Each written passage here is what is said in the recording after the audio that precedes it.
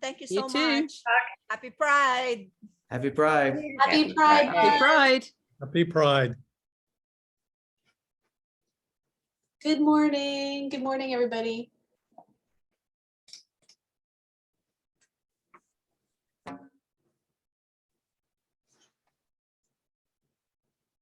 Happy Pride Month, everybody. Thank you for joining.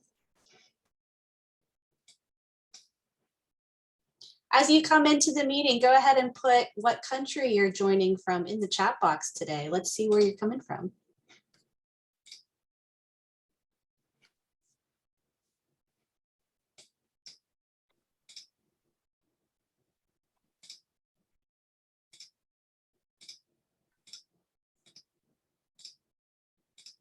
Hi, there's Sue. Hi, Sue. Hi, Faye.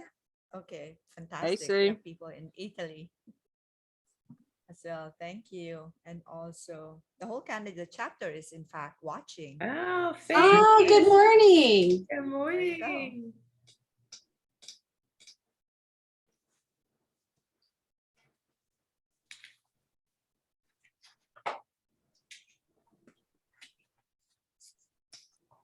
You should have an option appearing on your screen. If you want to turn on your camera, please feel free to do so. Mhm.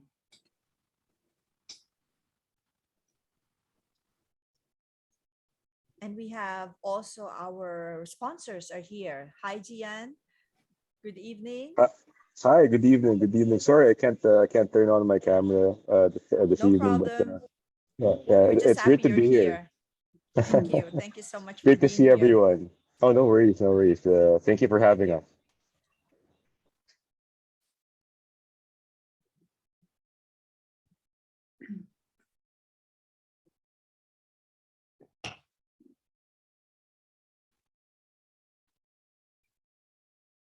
All right, we have people from Mexico, Chicago, Midwest. Canada. Yes, Italy, Canada. So exciting. And from Paris, hello, Valeria. Yes, there she is. There she is. We miss you. Okay.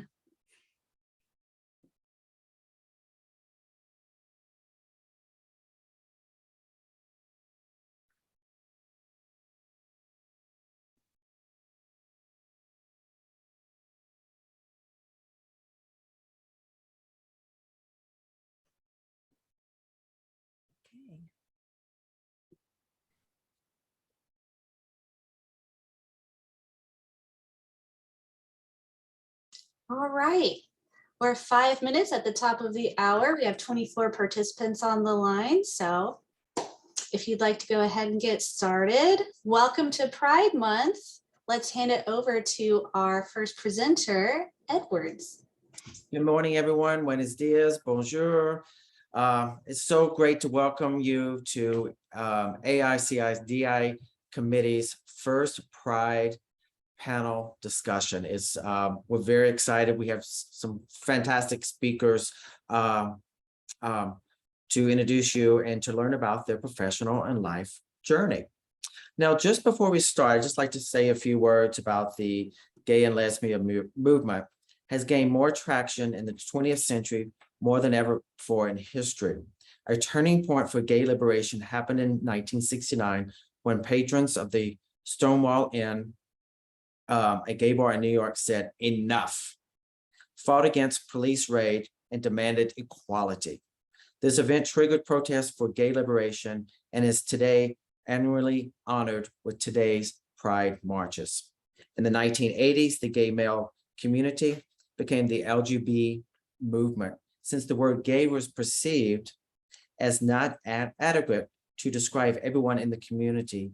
Trans and intersex voices began to gain space in the 1990s and call for a more inclusive community.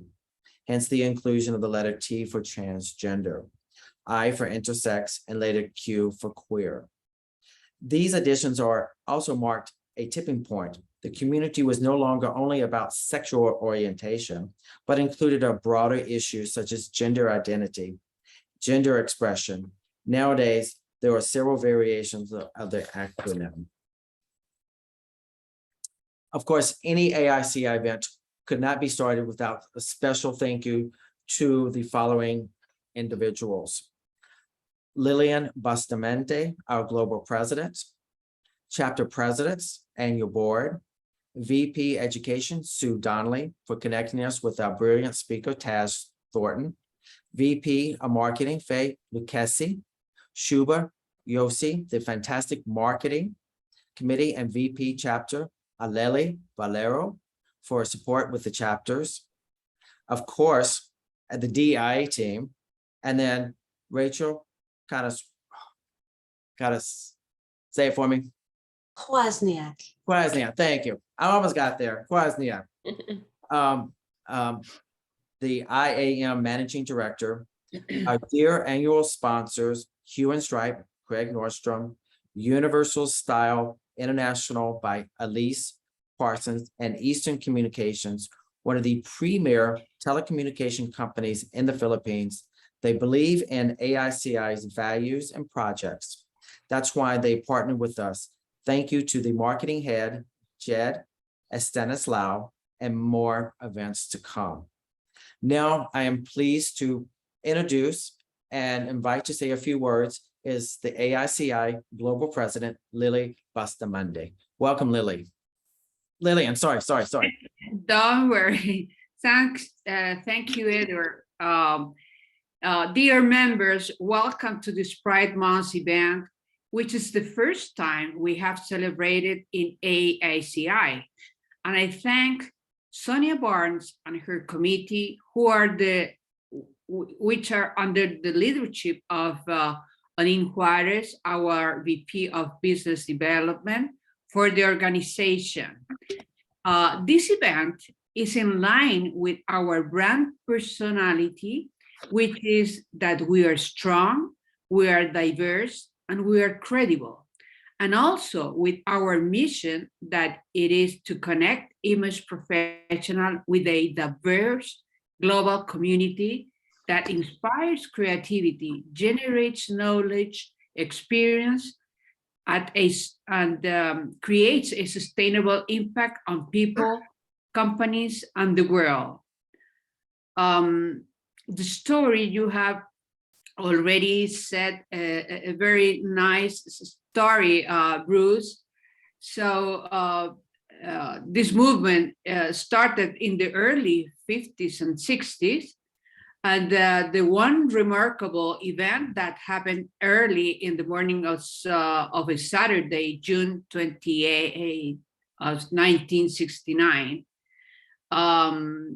that the event that happens in the Stonewall Inn at a gay bar at 43 Christopher Street. I would like to thank Taz Thornton and Bob Satawake for accepting our invitation. I'm sure we will learn a lot from you. Thank you for your generosity to be here with us. And thank you very much to everyone who is attending to this event. And well, welcome and let's enjoy with our speakers. Thank you very much. Thank you, Lillian. And then I have to apologize. I forgot to introduce someone very important, a big supporter of DEI, is Olin Juarez Lim. Thank you for your support and for being here today. You're welcome. Yes. Thank you so much, Edwards. Now I am excited to turn the Pride panel over to our fantastic DEI chairperson, Sonia Barnes. It's all yours, Sonia. All right. Thank you so much, Edwards. And thank you again for everyone being here this morning. Thank you to our sponsors. Once again, Hue Stripe, Eastern Universal Style with Elise Parsons, and definitely our speakers, Taz and Bob. So we are so excited. So I'm Sonia Barnes. I am the new chair for DEI. I'm a returning member of AICI, and I'm excited to be here to support AIC in this initiative. This is their first and foremost DEI event with Pride. And I thought, show up in Pride colors. You can see all of us here have on beautiful colors this morning. And so thank you all. We have an incredible program for you this morning. We have some dynamic speakers, both Taz and Bob. So just to give you a little bit of background, Taz is an award-winning business and personal empowerment coach, best-selling author and international speaker. And Bob is a former diplomat, contributing writer, and a strong advocate to the USAID LGBT projects in the Dominican Republic. So we're going to go ahead and get started, but let me just give you a little bit more background. Bob is a rising from modest beginnings in rural Oklahoma, serving to Senior Policy Advisor Ambassador James Wally Brewster in the Dominican Republic. He's an accomplished writer, speaker, activist, and former U.S. diplomat. A fighter for gender equality and human rights, he champions causes around the world, such as LGBT equality, gender-based violence, diversity, inclusion, foreign policy, and fair elections. So we have great company here with us this morning. Taz, an extraordinary powerhouse, has a very moving story from breakdown to breakthrough. And it talks about her journey through life to create a powerful, authentic brand message and a tribe of clients that advocates on how you can do the same. All right, she came from a hellish abusive relationship that resulted in having her to go into hiding out of safely, broke her back, came through all kinds of obstacles and challenges. In her early 30s, she looked at her life from the outside and said something had to change. She had a very professional, high-flying corporate position in the UK as a journalist editor for the world's biggest business-to-business publishing outfits, and was a driving force with Audi, meetings in Paris, Armani, Tag Heuer, and others. So her career no longer filled her up. She'd been promoted from everything she was doing and constantly tired. And then she decided that she was coming out and living her best life to the fullest. So we'd like to thank our panelists and for being with us today. And we look forward to hearing all about why DEI and Pride Month is important to us. All right, so let's give a warm round of applause to our panelists. So thank you. All right, so, I want to go ahead and get started with just a couple of questions. So let's just start with, and Taz or Bob, you can just jump in at any time. What has been what brings you the confidence that you have? Do you have confidence? Because, I read your bios and we think, wow, these are real powerhouses. So what is it that you say gives you great confidence? Bob, do you want to start? Yeah, go for it. Well, sure, Taz. Why not put me on the spot there? So You're welcome. You're very welcome. I see how this is going to play out. Thank you so much. Everyone, thank you for having me here today. It's interesting, and I think probably Taz can also equate to this. It's one thing to be in front of a group of people and speak about certain subject matters that you're passionate about. Often at times it's very difficult to talk about yourself. So I am going to do one thing real quick. So everyone will have a little, because I am not going to talk a lot about myself. I'll be happy to talk about projects I've been involved in, and I'm happy to talk about global pride and things that of that nature. But if you want to know more about me, I'm going to put in the chat. Let's see, how do I do this? I'm going to do, there we go, paste. There we go. All right. You can click that link and everything you want to know about me is there.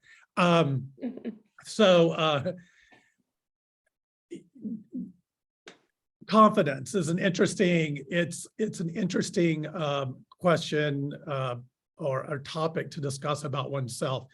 I don't know that, I don't know that I have a lot of confidence. I think where the perception of confidence arises from is honestly, you have to find somebody in your life that without fail truly loves you. And that's where my confidence comes from. It comes from a place of love. I've been very, very, very fortunate I'll be married 32 years in November of this year. Thank you. Legally in the United States since 2013. With that said, as with any relationship, whether it's with another human being or whether it's a relationship with associations or relationships with friends or relationships, with governments for that matter, all relationships are built on they start from a foundation and a platform of trust. And so as long as you have trust in your life and you have love in your life, I think that in and of itself will translate, or for me, translates to confidence. Right. Thank you. Thank you. Taz, you want to add on to that? Yeah. Sure, I'm happy to talk about me. I think confidence, it is an interesting one, and something that not a lot of people realize about me, and it's sometimes difficult for people to swallow, is that I'm naturally one big introvert. But when you have confidence and you mix that with what I call a soul mission, that will drive me to essentially get over myself and do things that push me out of that comfort zone a little bit. So if I go back to the days where I was hiding, where I was deeply closeted, where I was in that abusive relationship, to the outside world, I was confident, performing, successful, top of my career in publishing, wearing a tag, driving an Audi, which is as far as the connection with those brands go. So something got mixed up a little bit there. I was absolutely shattered on the inside, but I presented as being very confident. And Edward's touched earlier on my breakdown, and Sonia touched about the breakdown I went through earlier. I genuinely see that as my breakthrough. There was an awful lot of hurdles and challenges led to that breakdown. And at the time, although that felt absolutely hellish, I genuinely now believe that breakdown was one of the best things that ever happened to me. That turned into my breakthrough, because all the activities and the circumstances that led to that got me to the point where I broke open so much that I was able to shed all of the masks I'd been wearing over the years, everything that I thought I needed to do, to wear, to present as, to appease everyone else. And from that place of rock bottom, I sometimes joke that rock bottom is the best, it's the most solid base to push back up from.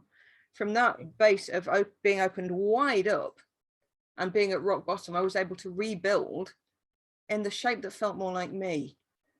The shape that perhaps I would have been had society not intervened and tried to shape me sausage factory style into the good little girl it wanted me to be, into the conformist. And I think society does that so much for so many of us, and I think it's where some of the work you guys do is so beautiful, because it gives people that a way to step out of themselves a little. So from that place of feeling that as though I was a blank canvas, I was able to paint my own colors onto that canvas. And I would absolutely agree with Bob. Love is such a great part of it. I've been with my partner, now my wife, for 25 years next April. We've been married since we were allowed to in the UK, so 8 years. We got married on my 40th birthday, which was the best gift I ever could have had.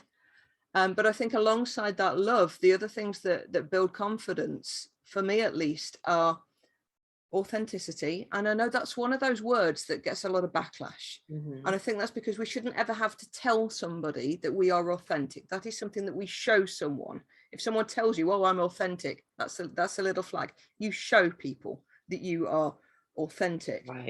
Authenticity, integrity, love, gratitude, learning to be grateful for everything that happens in our lives. And I think that creates a rich melting pot from which we can create confidence. Wow, thank you so much. I agree with that authenticity should be something that's shown, that we shouldn't have to try to create. So thank you both. So another question that I have for you all is, how has being a member of the LGBTQ plus community been a factor in pursuing your professional goals? Please pass. Okay. I was trying to do it in order and be kind then, Bob. Okay. How has it affected my professional goals? Now that I'm completely out, it hasn't. In the early days, when I was trying to be a good girl, then it became difficult, particularly in the early days of the relationship with my wife. So there was a time when we were both actually working in the same office, and everyone thought that we were just, I was her lodger. So that was interesting for a while. I did have some fun with that. Every now and then I'd send big romantic gifts and have them delivered to the office, and then sit there smirking because, of course, she'd be embarrassed and couldn't tell anyone who they were from. So it was difficult trying to remain undetectable, which we felt we needed to do for a number of reasons that are irrelevant now. But as part of that, of course, people would generally start to assume, particularly people who'd seen us together. We weren't doing massive public displays of affection. We weren't holding hands in public, anything like that. But I think when you love someone and you are seen in the same place with them frequently, people pick up on that vibe. It's hard to hide love, isn't it? You can't put a magical cloak of invisibility over it when you love someone that much.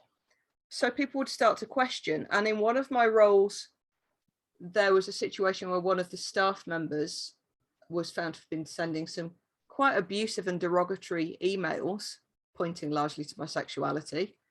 One of the weirdest issues I found was, I don't know how international this is, but over here there's a lorry firm known as Eddie Stobart, and they have fans and all sorts. And somebody asked me, "Are you a member of the Eddie Stobart fan club?" And no. And that was her strange way of asking, "Are you gay?" I don't know why. But outside of career, we still do have to be careful. If anyone here has listened to my most recent TED talk, Dangerous Rainbow, that talks about some of the issues we've had out in public. We once grabbed each other's hand for a split second, just a kind of quick squeeze as we were walking through a town centre, and had two people following us around, quoting scripture at us around the shopping centre for what felt like, it was probably only 10 minutes, but it felt like hours. I've been singled out and backed up against a wall by someone who was lecturing me on morality. We've had awful slurs thrown at us. And again, we don't particularly present as stereotypically lesbian. Apart from that, I have short hair. Yeah, but I also wear makeup. Whoa, all of these crazy ideas that people have. What else in terms of my career? In one of the jobs I was headhunted for, the director messaged the head office to tell them that they wouldn't need to worry about me taking maternity leave, because obviously if you're gay, everything stops working. There was a situation where there was an outdoor pursuits event that someone wanted to organize for clients, and someone said that I should organize it because I'm more like a man. So there've been little things all the way along. And the famous story I always quote was being on the road with a male colleague, and it was before marriage was legalized, but not long after we had civil partnerships.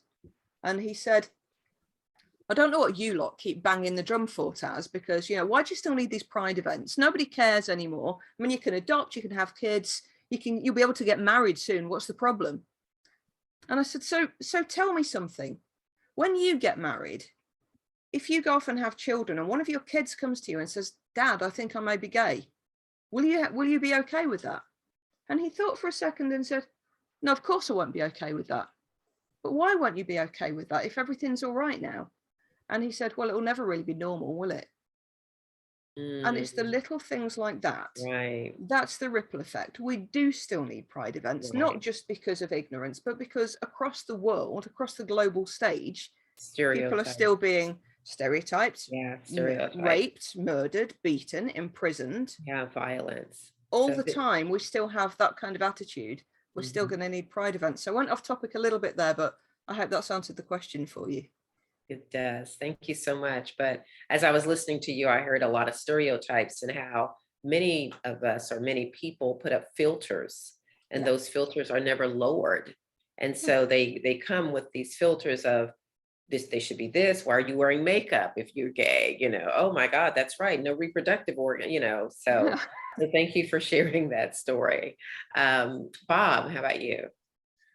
Well, you know, it's interesting, you know, Taz touched on several topics, and I'm going to use a word to start off with that some may consider to be relatively controversial, and that word is conformity. And I know that within the LGBTQ community, conformity has become a really dirty word. But I want to go back and kind of build on a little bit of my experience about as a professional when I came out, if you will. And my coming out personally and coming out professionally happened simultaneously. And the reason it happened simultaneously is because right after college, and this was many years ago, but I'll just go ahead and give you the year, 1987, I went to work. My first career was what they refer to in the UK as a trolley dolly. I prefer to say that I was an international purser for American Airlines for many, many, many years. And I will tell you, the job was truly extraordinary. I had more education walking up and down the aisle on an airplane than I ever got sitting in a classroom at the university. So with that said, because I was a trolley dolly, I was able to basically be out, because it was really interesting. Our male counterparts who were heterosexual, and believe it or not, they're actually heterosexual flight attendants. I know that's a big shocker, but there are males who are heterosexual who actually choose to be flight attendants. And I felt kind of bad for them. It was almost like the reverse, because they didn't stand a chance. I mean, they were straight, but everybody just was like, oh, he must be queer. So it was okay. It was this environment where, you know, I could be as gay or as I wanted to be, or I could just be me. I could conform into basically anything I wanted. But as that career transitioned, as I transitioned out of that career and into a new career, I came to the realization that a lot of professional success is built on conformity, or for this group I'm going to use image. And there is a reason all of you are image consultants and that you have this organization, and that is because you build images for people to present. And I had to build that image as well for my second career. And then I had to build another image for my third career.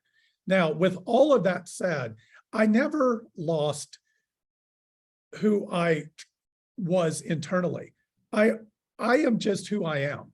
And I've always been that person, but my image has never been what I felt as controversial. And part of that, I think, is conscious. But also part of it is I have sought a path that what image can I present that's going to allow me to be the most successful professionally without compromising my personal integrity. And I think bringing all those together can be quite challenging, of course, but it can also provide a great deal of comfort as you move forward in life. And so for me, image and conformity actually have been very positive things. And so I'll leave it there for the moment.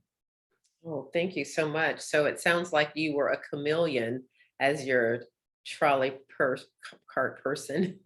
You could be a chameleon. And I like what you said about success is conformity, is based on conformity. And as image consultants, we do build images. So thank you so much. So another question I'd like to ask the panelists, What have been some of your proudest and personal moments as you've come out as an LGBTQ member? Proudest personal moments. I suppose from the inside out, for me, it would be standing in my power and refusing to hide anymore. So I grew up in quite a conservative family, and being a gay woman just was not acceptable. But there came a point where, particularly after the death of my father, where I just needed my partner by my side. And so I just stopped hiding. Now, to give some context, this is on the back of situations such as my family members sitting us on the drive before we'd gone into a family party and asking us to invent boyfriends for the night, which of course we didn't, but that was the huge elephant in the room. There were rumors being spread around the family, including photos of me in full evening dress with a couple of guys who had been our hosts at an event. And this story went around the entire family that I was engaged to one of them. The guy was in a kilt. He was a Scottish guy, and they gave him the name of Duncan MacDonald, and he was a Scottish laird, and I was due to inherit all this wealth. And that had come from one single source in the family who was just trying to create a fiction because it was far too shameful for someone and their daughter, for a daughter and someone in their family to be anything other than heterosexual. So I think internally, for me personally, finding a way through that, and it was rocky for a while, but I'm happy to say now that my family are by and large really accepting. They see my wife Asher as one of the family as well, and that was scary, but I'm proud of that one. And also one of my proudest moments connected to being a member of the LGBTQIA community was that TED talk I mentioned earlier. So I've done 3 TED talks. I've been invited to speak for each one. And the last one I was asked to speak about was all about equality, diversity, fighting against homophobia. And I genuinely almost did not take that talk. I love speaking. I love being able to say I've done TED Talks, but I very nearly didn't do that because number one, I didn't want to be pigeonholed into being a gay speaker. And number 2, I was a little bit afraid of the backlash. And in that talk, I spoke about what I referred to as the liberal blind spot. And we've kind of touched on this briefly, in that everyone out there who is an ally, because they are so accepting, they tend not to see the issues. They tend not to be aware of the negative bias that is still out there. And so there comes a point where they will say, a bit like the conversation I spoke about earlier, just stop hitting us over the head with this rainbow truncheon. We know, shut up. You're turning us off, stop it. And they're not stopping to think, but actually the message isn't for us. The message is for the people who are not allies. The message is for the people who are still waiting outside gay bars to beat people up. The message is for people who are still creating all these slurs and perpetuating homophobic hate crimes. And eventually I came to the conclusion that if I'd been asked to do this, I should take that and I should run with it. And I had all my stats ready and I did all the research, and just doing the research was terrifying. It's one thing knowing it exists. It's another thing being confronted with those figures in black and white. And after the TED Talk went live, as you might imagine, I started to get all of the homophobes coming out onto my social media channels. And some of it was absolutely vile. It does not bear repeating. But what makes me proud is that aside from a couple that I was just not going to engage with everyone that wasn't too extreme, I opened a conversation. While everyone was saying to me, just block them and delete them and report them, I said, no, I've done this talk. I've opened the discussion. They have these beliefs from somewhere. Nobody is born homophobic, racist, any other ism. Nobody is born in that way. We learn these things. And so if I've opened that platform, the least I can do is attempt to open a conversation, to thank them for commenting, to ask them why they believe that, to ask where those thoughts come from. And a handful of those people were turned around through that conversation to the point where one of them was saying, will you do another talk? We would love to and learn more. We didn't realize any of this. Thank you. So that was both terrifying, but it made me immensely proud to be able to do that. That is incredible. So you took a bad situation as an opportunity and you became responsive versus reactionary. Yes. So good for you. Congratulations. All right, Bob. You know, it's interesting. I grew up in a very, very, very small country, rural, poor community. My publicist likes to use the word modest, which you'll see in my bio, but modest would have been a far step up from the type of childhood that I had. With all of that said, you know, I used to wish for, you know, a family, a traditional family. And I wished for, you know, a family that had, you know, a big, beautiful brick home. And I wished for a family that had, you know, money in the bank and that could afford the luxuries of life. You know, it's interesting, they say, be careful what you wish for, because I think primarily because the lack of success, if you will, described by the global community that my family had, there were no expectations for my life at all. And there were no judgments. Honestly, I think my parents' only hope was that if I didn't go to jail at some point, then I am a success in life. Well, I never went to jail. So I guess that made me a huge success. What I'm most proud of in my life is that I was able to take, again, going back to the platform of having parents that I knew loved me, regardless of my sexual orientation. And even though they received great pushback from their friends and ancillary family members, they never reflected that on me. So I was able to go through life with a sense of comfort that no matter what I did, except going to jail, which again, I never did, that I would still be loved.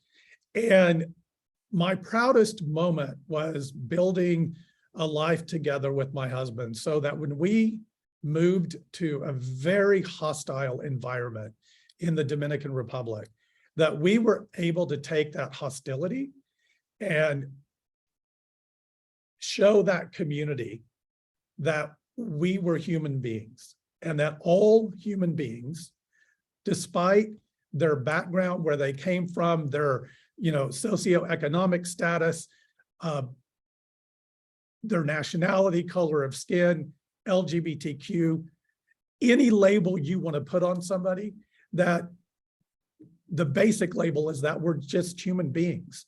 And if you will just engage with a human being one-on-one as a human, all of these other labels very quickly begin to peel away. And we were able to peel a lot of those labels from the various communities that were highly discriminated against in the Dominican Republic. And I used to say, when I first moved there, I used to say, what's the level? People say, well, this country is so bigoted and this country is so discriminatory. And I was like, no, I don't believe that they're bigoted or discriminatory. I believe they haven't been exposed. And I said, you know, and I would say this to the LGBTQ community. I would say, you know, we really have it better than many other members of society here. And they would like, how's that so? And I would go through the list. And quite frankly, a straight woman has far more discrimination than a member of the LGBTQ community in the Dominican Republic. Now, and I could take you down a list. The important is that we worked with every single community that was a minority community to bring them collectively together as one community, so that they themselves could present themselves in a fashion that first and foremost, we began with being human. And we had a great deal of success doing so. And it truly changed, again, to go back to image. It completely changed the image of minority communities, including LGBT people in the Dominican Republic. And I'm most proud of that in my life. That is incredible. You were a change agent. Congratulations. Thank you. Oh my goodness. Well, I want to go to a couple Read of about it in the questions. book if you wish. I can't wait. Make sure. I can't wait either. I want to go towards our AICI body. We always like to have a learning for them in terms of, what can they take away with? So my question here is kind of twofold. I want to ask you, what are your client development recommendations in the LGBTQ community for an AICI image consultant? And from your perspective, how can an AICI image consultant best assist the LGBT community with regards to image, fashion, and/or style? Client development style. It's interesting. I would like to jump out here real quick on this because I think there's this perception by the members of who are not members of the LGBTQ community that we are, that we are all basically the same. That we all like to wear flamboyant clothes. We all like to, dress up in drag, that we all, only like to go to the most extreme, and let there be no mistake. There are segments of our community who enjoy doing that. There are segments of our community, believe it or not, that have never dressed in drag or never put on makeup. And when I say that, I would give anything if I had the confidence and the talent to do drag. It's one of the most phenomenal expressions of individuality, I think, that exists today. And RuPaul took something that was highly, highly negative, even in our own community, and has made it probably one of the most recognized expressions of conformity, if you will, globally. Everyone, no matter where you go now in the world, knows what drag is. And it is an art, and it is a talent. With that said, I think the reason that worked is there was a presentation and an understanding of culture, and there is a culture around that. But within our LGBTQ community, we have many, many different cultures. And I think to leave you with a takeaway is to understand there is opportunity as an image consultant on a wide spectrum of culture. And so recognize that you have such a great ability to influence all of those various cultures by engaging with them on their own cultural level. So that's my thought. And I hope if you have any questions about that further, we could explore that. Thank you. I completely agree. Taz? Firstly, I love that, Bob, and I think you should do drag. Do. Even I if you would do be it once. pretty, I promise. Do it. Do it, Bob. Do it. For me, similarly, listen. Don't go in with preconceived ideas. I mean, when you look at the spectrum of identity across the community, it's huge. And when you get into the spectrum of identity between those who identify as female, that's massive again. So don't assume that there are stereotypes everywhere. But just as Bob spoke about elements of the community loving to be standout and flamboyant, well, there are elements of the heterosexual community that like to be flamboyant as well. I think that the real thing is listen to where they are coming from, listen to what's on the inside. If you're working with a woman who identifies as somewhere on that spectrum, hear what she has to say. Some will want to be more masculine, some will be high femme, Some are somewhere in the middle. Some will want to be edgy, some will want to be rocky or punky or surfy. Just listen, because there's culture, yes. But if we just put culture to the side for a moment, for the vast majority of people on that LGBTQIA spectrum, the way they choose to appear outwardly has nothing to do with their sexuality. It has to do with who they are on the inside. So listen, ask questions, don't assume, don't try to mold, just listen to what they really need. You will find a lot of people, I'm sure, who have been conforming to some extent for most of their lives. And I always remember going to, I was staying with some friends, I was presenting at an event and it was summer. And I came downstairs and I was wearing a long gypsy skirt. And these two friends were both women. They were far more, one of them particularly was far more onto the butch end of the stereotype. And she looked at me and went, "What are you wearing that for?" I said, what do you mean? She said, "You're wearing a skirt." Well, it's summer, I'm hot, I have skirts. And she said, but you could pass for het. And she called her wife and said, "Come and look at what Taz is wearing. What is this, your show outfit or something?" And I said, "No, it's summer. I like this skirt." So that there are all kinds of nuances in there, just as you will have people who have been trying to conform to appear to be straight. You've got another branch of people who are terrified of presenting as straight because they need to make a statement and they need to be seen as gay. And then you'll have people like me, for whom the way I appear, nothing to do with the fact that I happen to be attracted to women, and obviously one in particular.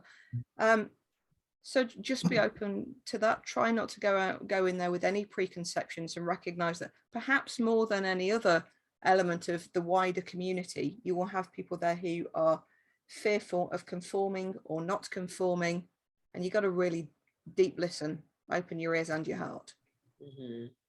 I agree. Thank you so much.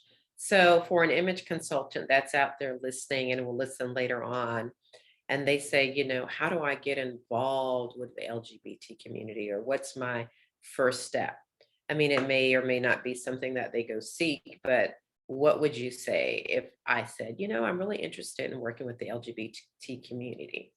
Me, myself personally, I've worked with the community for several years, have always been an advocate for our local regional conference here in this southern tier region of the United States.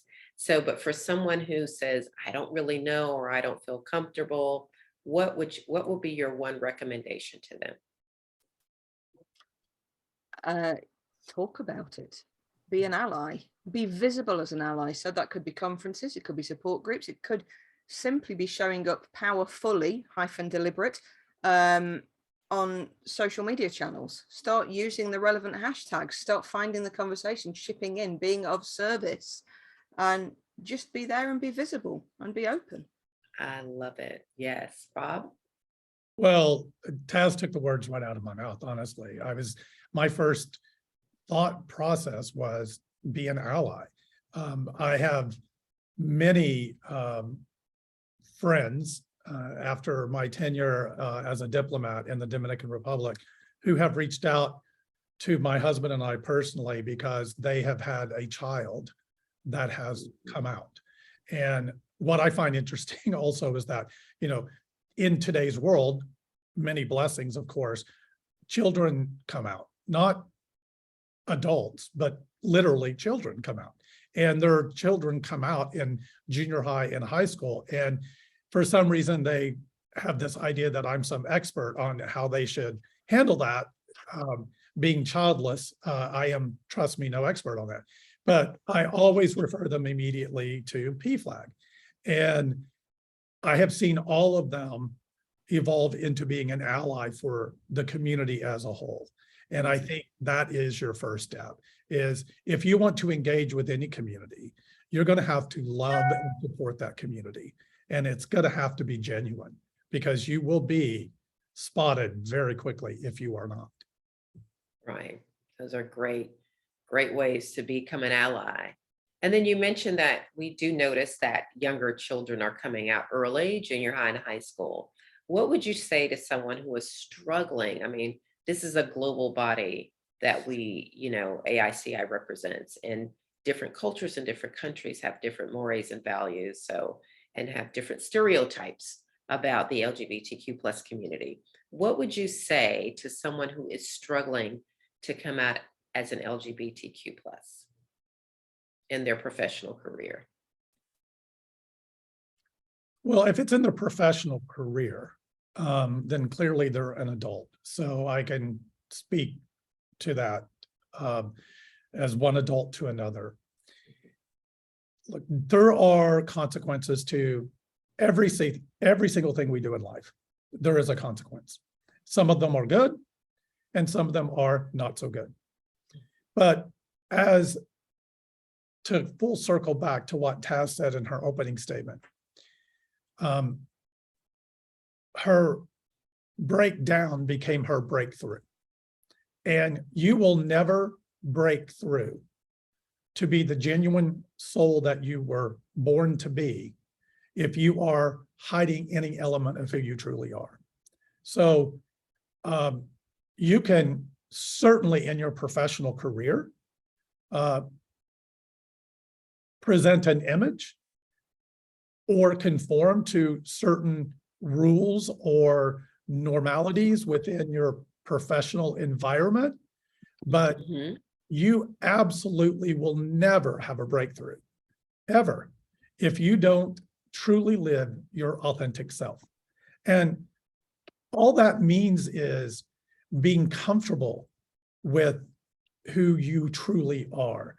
And so, for example, a very slight example is you can't hide the person you love and be authentic to yourself and be a genuine person. Because the normality of any professional environment, and this is just one example, is that people will talk about their personal relationships.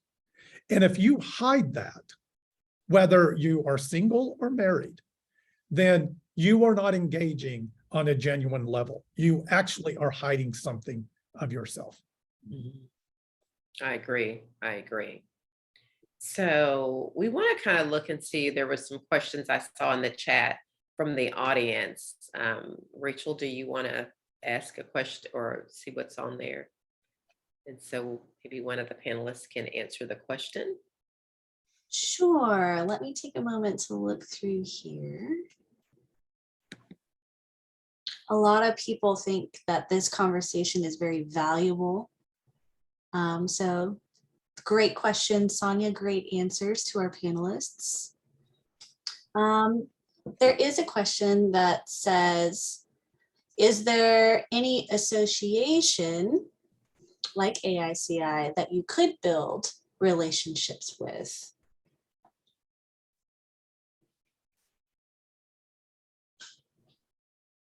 Is that for the panelists? Yes. I have no idea on that one. Certainly there are, here in the UK, there are many different allyship and LGBTQIA support groups for various different professions. And of course, there are things like pride organising bodies, and there are lots of support groups. But whether that would be in the same camp as AICI, not that I'm aware of, but certainly there will be lots of organisations and lots of groups that are all about being inclusive and supportive of the community.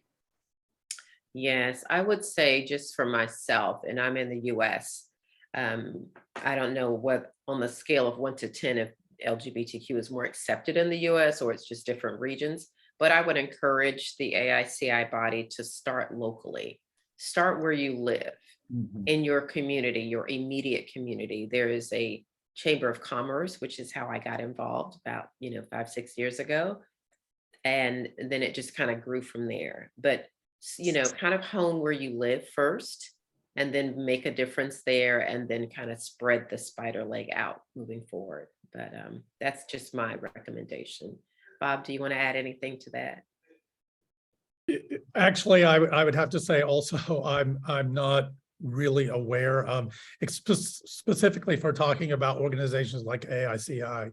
I would think the very closest would be, there is an LGBTQ chamber of commerce Mhm. nationally, and there are local chapters. And that might be a good place to start, because the members of those chambers are involved in so many different organizations that allies specifically would be more than well received. So I would say that would be a really good place to start as well. I agree. I agree as well. So, Also, I would recommend, all the major corporations have LGBTQ plus groups. So if you are involved with, if you are in the corporate side and you are working with corporations, check with their leadership to see if they have an LGBTQ group that you could become involved. right. I would agree, because right now, we have the term DEI, diversity, equity, and inclusion. And it's years ago, I always said that diversity wasn't just black and white, that it was very inclusive, 12, 15 years ago, I mentioned that. And DEI is not a checkbox. A lot of companies are now have DEI. Oh, we have to have a department, and they've become reactionary to everything that's happening. And I always say it's a smart business initiative. It's a best practices. It should be implemented as a best practice. And so to have our organization, AICI Global, to have a DEI, committee and, a department per se, this is not going away. It's the world in which we live in. So this is a best business practice. So, thanking our guest speakers, this morning for being here and sharing their personal experiences, and then how we as an AICI body and image consultants can become involved and realize that people are people, and to lower your filters and your stereotypes, and to engage with the LGBTQ plus community as you would any other person.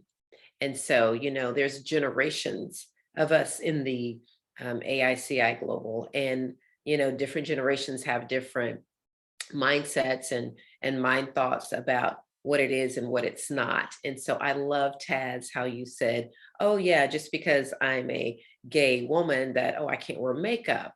It's like there are still those stereotypes that are alive and kicking.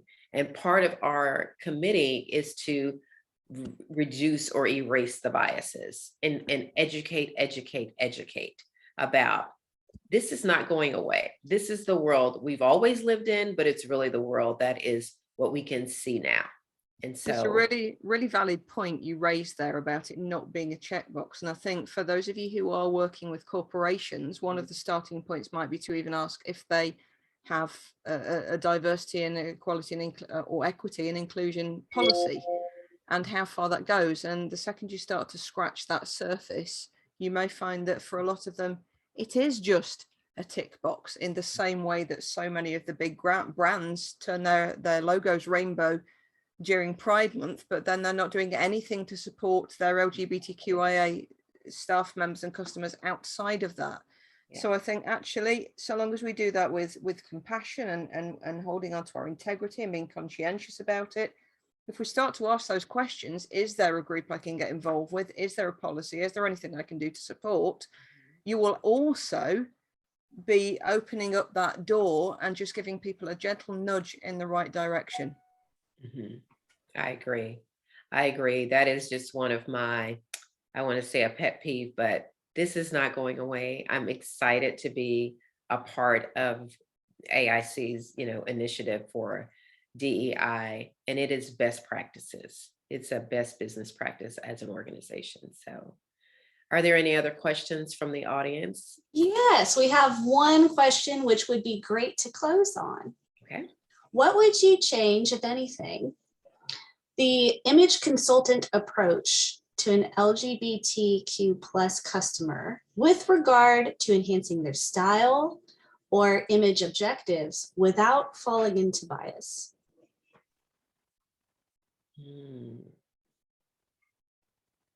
I think for me, this taps back into everything I said earlier. Listen, open your ears, open your heart, open your eyes, drop your preconceptions.